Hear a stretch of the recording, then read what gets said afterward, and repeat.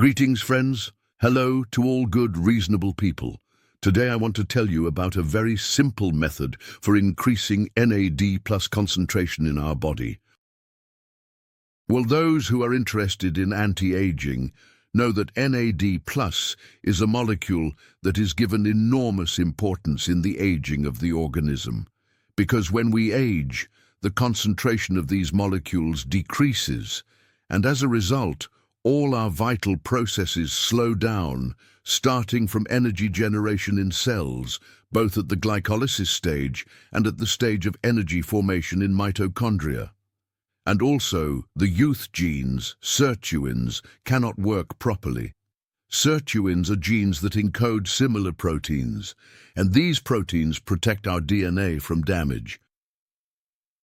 You know that DNA damage is one of the causes of aging because errors accumulate in cells, and accordingly, aging, if you look at it philosophically, is the main cause of all diseases that take away human health, from cardiovascular to oncological diseases, metabolic diseases, and neurodegenerative diseases, and therefore, fighting aging equals fighting all age-related changes.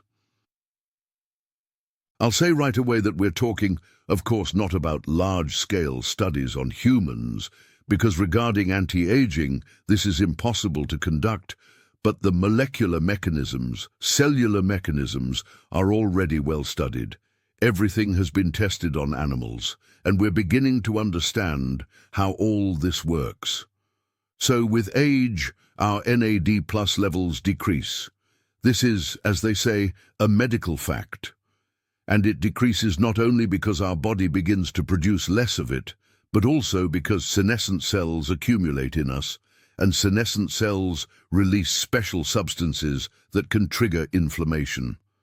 And under the influence of this inflammation, CD38 enzymes are activated, which are found on blood cells, on immune system cells, on vessel walls, and these CD38 enzymes begin to intensively process NAD+, that is, they simply destroy it. On one hand, CD38 are good enzymes because inflammation is a protective reaction of the body to some damage. But on the other hand, when inflammation has gone on too long and there's too much of it, it destroys the body. And unfortunately, during aging, this picture is observed. CD38 enzymes are excessively activated. For example, in people with cancer, their activity is 3 times higher than in healthy people. This leads to a drop in NAD+ reserves. And if NAD+ reserves drop, then our genes remain unprotected. Our mitochondria, where energy is generated, begin to suffer.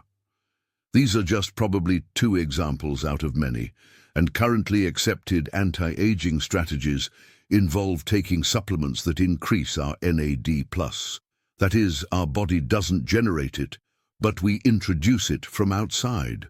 Well, for example, these are precursors such as nicotinamide riboside and nicotinamide mononucleotide. And now they've even thought of taking NAD+ directly and making such infusions to people in the form of intravenous infusions. Well, I've talked about this, gave an assessment. Whether it's worth doing or not, there's a video, I'll provide a link, watch it if you're interested. But instead of dealing with expensive supplements, we can go a different route. Let's reduce NAD+ destruction. After all, if we slow down CD38 activity, then our NAD+ level will automatically increase, which in fact has already been proven. On cell cultures, molecular mechanisms are shown, and naturally this has been tested on animals, and even now drugs are being developed to treat cancer and inflammation that block CD38. But we don't need this. We can take ordinary parsley. The thing is that parsley contains a substance called Apigenin. Apigenin blocks the activity of the CD38 enzyme, as a result of which, as is not hard to guess, our NAD+ concentration increases. And in general, this is quite a good solution, right? There are, of course, Apigenin supplements. Since it's in parsley, why not extract it? And it's dosed at 50. There are 100 milligram. But personally, for me, it seems that always, when we can replace a supplement with some natural product, especially if it's inexpensive and not troublesome, we should always do this. Why? Because supplements are a good thing, probably for manufacturers, but we can't conduct chemical analysis. We can't see what's inside, what amount of substance is declared, how it's absorbed, because each manufacturer writes, of course, that their substance is absorbed best.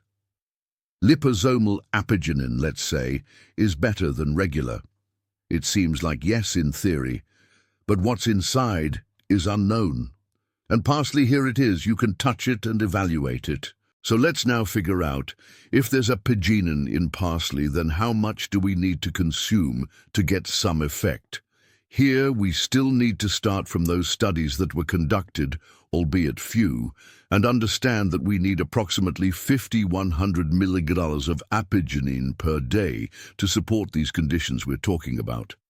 I previously made a video in which I recommended 30 Gs of parsley, considering that a fresh bunch contains 215 milligrams of Apigenin per 100 grams of greens, and we need 50, right? That is, it's clear that if we eat 30 gras, we more than cover our needs, but not so fast.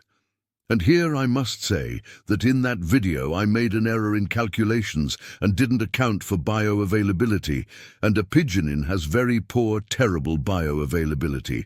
Well, first, it's not simply as pure Apigenin in parsley, but in the form of a certain inactive compound that needs to be activated, and Apigenin activation occurs in our intestine. Of 100% of the Apigenin we ate, approximately only 30 to 60% is converted into active form. And these percentages depend on the state of your gastrointestinal tract, as well as on bacterial microflora, which is difficult to somehow assess. So let's take 30 to 60, well, let it be on average 45% of all the Apigenin that's in parsley is converted into such working Apigenin. But even here, that's not all. This working Apigenin corresponds to the Apigenin we take in supplements, for example. But only 20% of this working Apigenin is absorbed in the gastrointestinal tract. That is, even less remains here. And it turns out that if we consider a fresh bunch of parsley, then the concentration of Apigenin that enters our blood will be 10 times less than the concentration that's in the bunch of parsley. I calculated, the calculations are, in principle, not complicated, but quite voluminous. Just trust me, 3 g of dried parsley contains exactly the right amount of Apigenin. Approximately 10 to 12 milligrams of Apigenin in 1 tablespoon. Exactly this much is contained in 3 g of dried parsley. But if you're a fan of fresh parsley, it's approximately 55 grams of fresh parsley per day. And here you need to know the fact that Apigenin is better absorbed when taken together with something fatty, because it's a fat-soluble molecule. Well, that is, classically, when we eat salad, we add olive oil to it.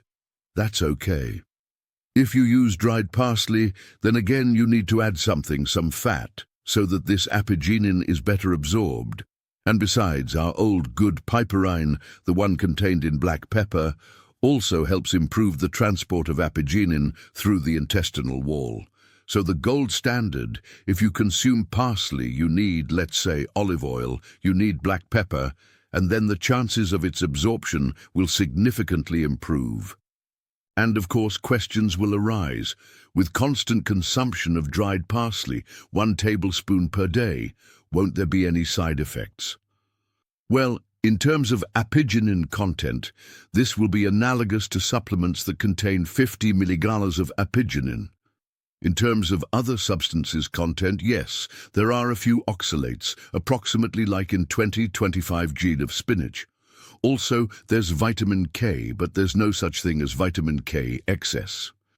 Again, I have a video about this. Well, 1 more tablespoon of dried parsley will contain approximately 15 milligrams of apiol, and apiol is a substance that, true, if taken in 30 times greater quantity, can cause uterine contractions in women, and it was previously extracted from parsley seeds in folk medicine.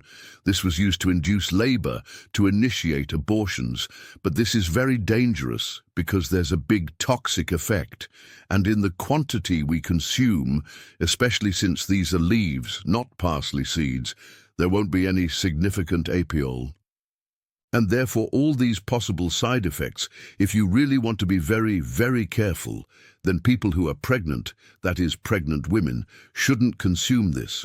Although it seems strange to me, they can eat salads and parsley is also in them. Besides, if there are any issues with blood clotting, you take warfarin, let's say, then probably you don't need a large amount of dried parsley.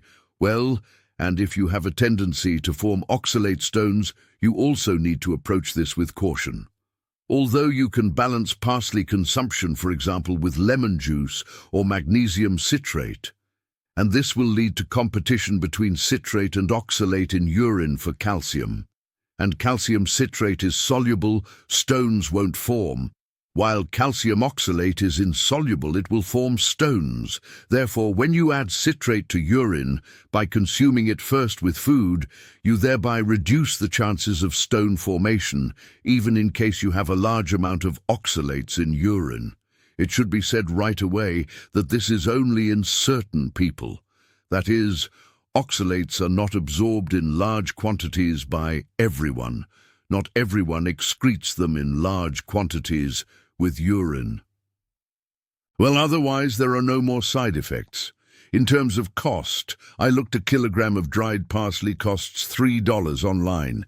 That is, it will last, if 3 grams per day, for almost a year. The budget, I think, is quite modest, unlike Apigenin in capsules, and especially unlike NMN, and of course expensive NAD plus drips. Thus you can consume parsley and increase your NAD plus level. Once again, I want to say that this is not a guarantee that you will live 20, 30, 40 years longer, but there's already an interesting, serious scientific background behind this. And most importantly, this tactic is safe. I personally use it, and I'm giving you the information. Well, that's all. If you're interested in an in-depth approach to your health, then in the first comment to this video and in the description after the video, there are links to courses that are devoted to weight normalization, blood pressure, fighting atherosclerosis, and even increasing the duration of healthy life period.